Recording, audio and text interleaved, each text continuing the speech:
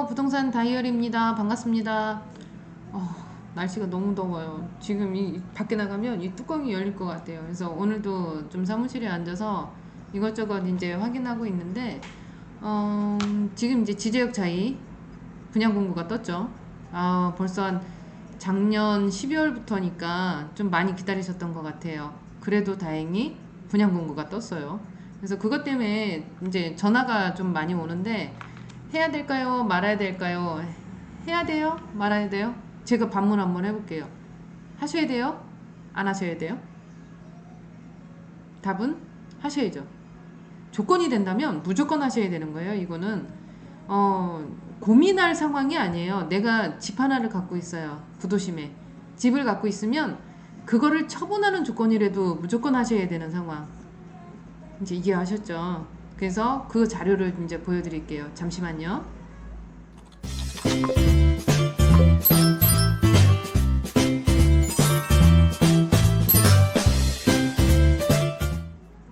네, 부동산 다이어리입니다. 조금 전에 말씀드렸듯이 지제역자이, 평택 지제역자이 해야 될까요? 안 해야 될까요? 무조건 하시라고 말씀드렸죠. 기회만 되면 무조건 하셔야 되는 거예요. 조건이 된다면. 일단 저는 평택 고덕 몽땅 부동산을 운영하고 있는 대표 이현미라고 하고요. 평택에서 거주한 지는 이제 지금 이 나이 때까지 어디 못 가고 계속 거주를 하고 있는 사람 중에 하나인 거고, 그러다 보니까 평택에 대해서 웬만치는 다 알죠. 그래서 이 부분이 이제 지제역 자이랑 같이 이제 접목시켜서 보면 일단 조건이 된다면 무조건 하셔야 돼요. 그래야지 돈을 버세요. 그래서 이제 그거 좀 풀어드릴게요. 어제 제가 지제역 자이 이 부분에 대해서 블로그는 썼어요. 썼는데 뭐 난리 났었죠. 또 전화가. 그래서 지제역 자이 드디어 분양한다. 이제 위치나 이런 부분들은 뭐 워낙에 뭐 지제역하고 가깝다 보니까 이제 그런 부분들이 있는 거고, 제가 사진 찍은 거 있어요. 그 현장 사진, 그것도 이제 동영상으로 보여드릴 거고요. 그래서 지제역자의 분양 일정 잡히다. 자, 이게 중요한 게 아니고, 자, 이제 홈페이지를 들어가 봐야죠. 홈페이지에 어떻게 나왔는지. 이게 이제 지제역자의 중에 홈페이지로 바로 가야죠. 지제역자의. 자, 보여드리면 이게 이제 홈페이지인 거고요. 여기서 조금 축소를 좀 해볼까요? 이렇게 이제 축소를 하면 지금 제가 보여드릴 거는 요거 23일 금요일날 그랜드 오픈 했다라고 하는 부분이 나와 있고, 분양 일정이에요. 분양 일정은 이렇게 보시면 조금 작게 보여드릴까요? 분양 일정. 자, 23일날 입주자 모집 공고가 떴어요. 그러면 모집 공고일이 왜 중요하냐? 모집 공고일 전일까지 이게 당해 지역 6개월 거주 요건 나오는 거 1순위, 그 부분이 이제 이 공고일이 제일 중요한 거예요. 공고일 기준으로 뭐가 어떻게 됐고, 공고일 기준으로 뭐 어떻게 됐고, 이런 식으로 얘기도 나오니까 이제 공고일이 중요한 거고요. 자, 이제 8월 3일 날 특별 공급 접수를 하고, 8월 4일 날 1순위 접수하고, 그 다음에 1순위 기타 뭐 이런 식으로 들어가요. 그러면 8월 3일부터 이제 특별 공급이니까 8월 4일 날부터 1순위 접수. 당첨일은 12일 날 8월. 그리고 나서 서류 접수 다 하고 계약 기간은 이날부터 이제 진행이 되는 거죠. 이거는 내가 정말 당첨이 돼야지 이제 문제가 생기는 거고, 그 다음에는 이 부분은 문제가 안 생겨요. 자, 그리고 지금 이제 좀 중요한 거, 입주자 모집 공고인 거고, 지금 보셔야 될 게 모집 공고일이 지금 이제 이 부분도 중요하세요. 본 아파트는 2021년 7월 5일 개정된 주택 공급에 관한 규칙이 적용된다라고 이렇게 써 있어요. 그게 왜 중요한 거냐면 이전에 이제 나왔었던 부분들, 그게 다 이제 적용이 되는 거죠. 7월 5일 날 개정된 법이 적용이 된다라는 거죠. 지금 이제 7월 24일이 오늘 24일이거든요. 24일인데 23일 날 공고를 했음에도 불구하고 7월 5일 주택 공급에 관한 규칙을 적용한다 이제 되어 있는 거고요. 본 아파트는 최초 입주 공고일 7월 23일이라고 명시가 되어 있고, 이때 청약 자격 조건은 기간, 나이, 세대 구성, 우선 지역 우선, 무주택 기간, 이런 부분들을 이날 판단하는 거예요. 7월 23일 날.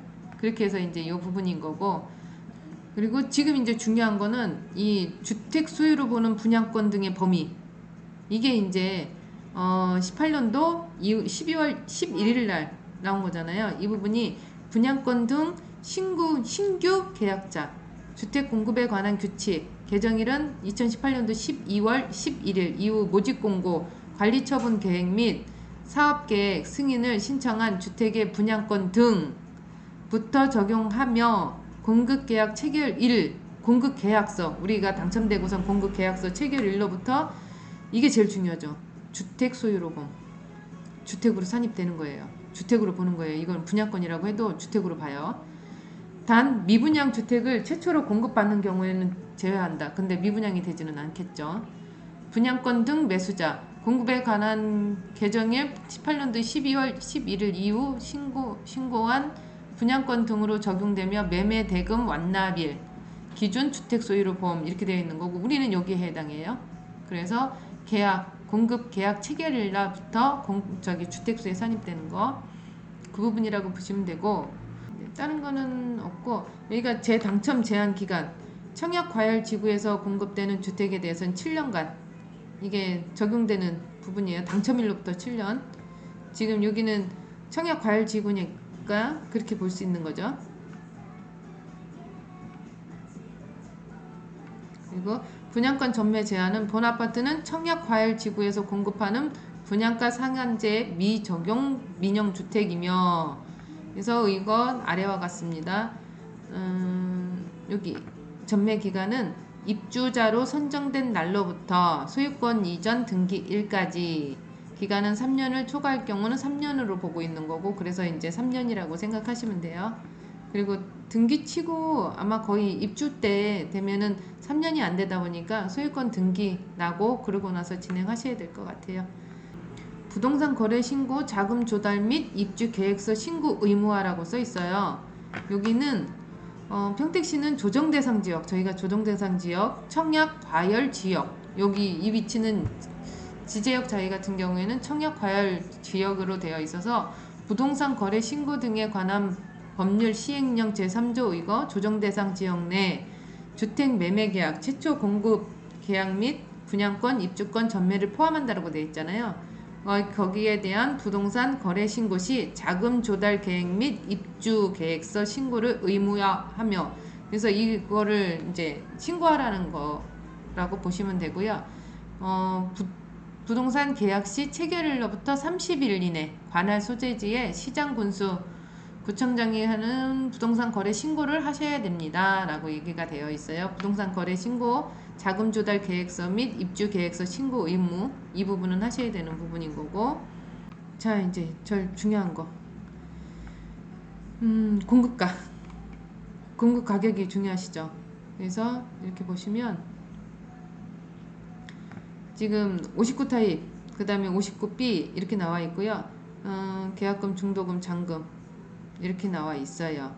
그래서 공급 금액은 여기 24평 기준으로 했을 때는 3억 700부터, 이거는 1층이니까 이제 기준층 이상을 보면은 3억 3,920만 원부터 있는 상황이라고 보시면 되고, B타입은 3억 4,700 그 정도 있다라고 보시면 되고요. 처음에 계약금, 1차 계약금은 10%, 2차 10% 이렇게 되는 거고, 중도금은 60%. 지금 저도 이거 처음 봤거든요. 계약금 20%예요. 그래서 이거를 한번 확인해 보셔야 될 것 같아요. 계약금을 20%, 잔압이 20%인 거예요. 그래서 6천 얼마가 들어가겠죠. 대략적으로 6,600이나 6,700 정도가. 그리고 74A는 29평. 거기에 3억 8천만 원 정도 1층은요. 그리고 기준층 같은 경우는 4억 1,400 정도가 되는 거고요. 계약금은 20%. 그렇게 보시면 되고요. 여기 계약금 20% 있죠. 그래서 1차랑 2차랑 이렇게 10%씩 내잖아요. 2차 내는 날짜가 여기 있어요. 2021년 9월 28일. 이거는 확인하셔야 되고요. 그 다음에 84제곱미터 같은 경우에는 33평형 33평형이면 5층에서 15층 같은 경우는 4억 8,500. 그런데 4,800만원 두 번 내셔야 되는 거고요. 16층 이상은 4억 8,780만원 이거 두 번 내셔야 되는 거고, 그리고 84는 똑같고요. 97제곱미터, 97제곱미터는 38평. 38평부터는 부가가치세가 붙어요. 그래서 지금 15층 같은 경우는 5억 5,160만원. 두 번을 내셔야 되니까 이제 1억 1,000돈이 들어가는 거죠. 16층 이상은 5억 6천만원 정도 되고요. 그리고 이제 두 번 내셔야 되니까 요 정도 금액을 내셔야 되는 겁니다. 그리고 97B까지 있고요. 99P는 펜트하우스예요. 39평을 얘기하는 거고, 여기는 5억 9,760만원. 지금 5,976만원씩 두 번. 그리고 113제곱미터는 45평. 113은 45평인 거고, 지금 부가가치세는 3,700만원 조금 넘게 붙는 거고요. 분양가는 6억 9,230만원인 거고, 이거를 두 번 내셔야 되는 거예요. 그러다 보니까 이게 아마 부담스러우실 것 같아요. 이거 두 번 내는 거. 이거 날짜도 지금 정해져 있잖아요. 21년도 9월 28일 날 내셔야 되는 이 상황이 조금은 부담스러우실 것 같아요. 중도금 60%가 있는데 이게 유이자인지 무이자인지는 확인해 볼게요. 평택시 6개월 이상 거주자. 그렇게 되면 2021년도 올해 1월 23일부터 이제 거주하고 있던 분들, 그분들한테는 이제 해당이 되는 거고, 예치금 충족해야 되는 거 알고 계시죠? 그리고 세대주가 꼭 해야 되는 거, 그리고 무주택자나 1주택 소유자인데 이 1주택 소유자 같은 경우는 처분 조건으로 하는 게 더 당첨률을 높이세요. 당첨 사실은 최근 5년 이내에 다른 주택에 당첨 사실이 없는 자. 이건 세대가 다 똑같아요. 이제 그렇게 보시면 될 것 같고, 2순위까지도 안 갈 것 같아요. 그래서 85 이하로 할 것 같으면 평택시 기타 지역이면 200만원, 서울시는 300이고 인천광역시는 250만원인 거고요. 계약자 중도금 대출 안내가 여기 나와 있네요. 계약자의 편의를 위해 중도금 대출은 계약금 총 공급 가격의 20% 완납 시 이자 후불제 조건으로, 이자가 있어요. 후불제예요. 조건으로 총 공급 대금의 50% 범위 내에서 시행 위탁자가 지정하는 대출 취급 기관에서 대출 심사 적격자에 한해서 대출 신청이 가능하며, 대출용 자금에 대한 이자는 대출 기표일로부터 입주 지정 기간 최초일 전일까지 시행 위탁자가 대신 납부하고, 입주 시에 시행 위탁자에 납입한 이자 총액을 사업 주체에 납부하여야 하며, 지연 납부 시 입주 지정 기간 종료 이후 공급 계약서 제5조 2항의 근거 연체료가 발생합니다. 라고 이렇게 나와 있어요. 그러니까 이자는 후불제예요. 그렇게 알고 계시고요. 조건이 안 좋네요. 그리고 추가 선택 품목.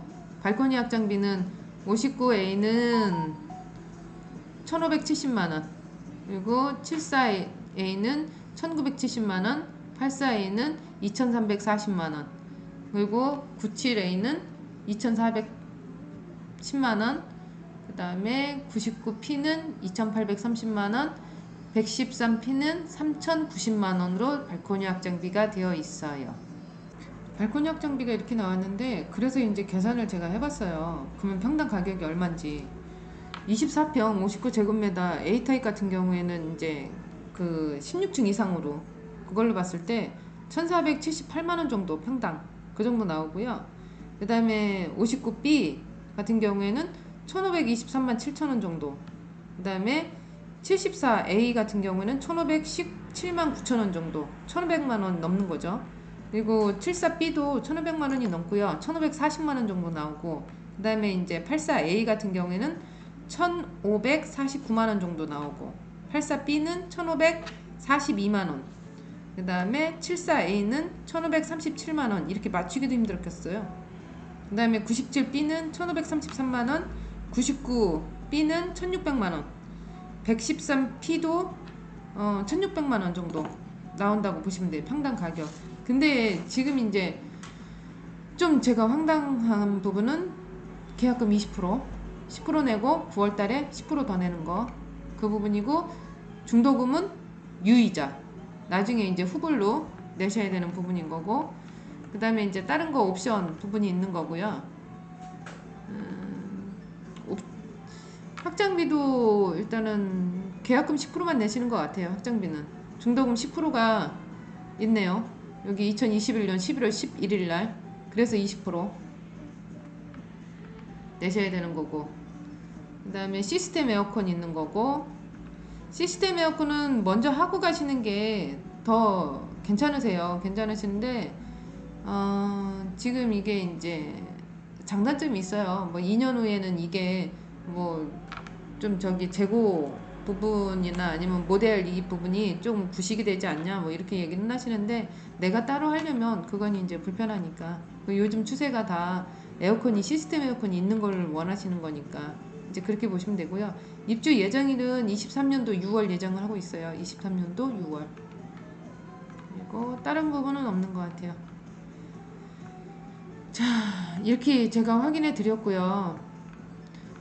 이 부분이 정말 역세권 맞아요. 역세권 맞고, 제가 이제 직접 가보니까 굉장히 가깝더라고요. 역세권이 맞고, 그 다음에 또 이제 말할 수 있는 거는, 이렇게 세대가 7개밖에 안 되다 보니까 해야 되는 거는 정말 맞는 거고, 기회가 되신다면, 아까 처음에 제가 그랬죠.